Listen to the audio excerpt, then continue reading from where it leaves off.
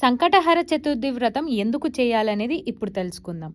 సంకటహర చతుర్థి అనేది శ్రీ గణేశుడికి అంకితమైన పవిత్రమైన వ్రతం.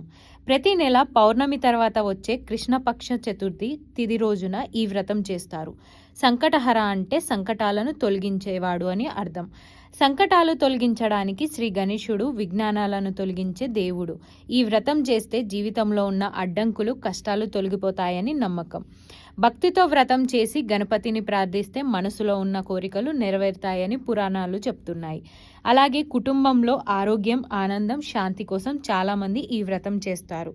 విద్యార్థులు చదువుల్లో విజయం కోసం, ఉద్యోగస్తులు అభివృద్ధి కోసం గణేశుణ్ణి ప్రార్థిస్తారు.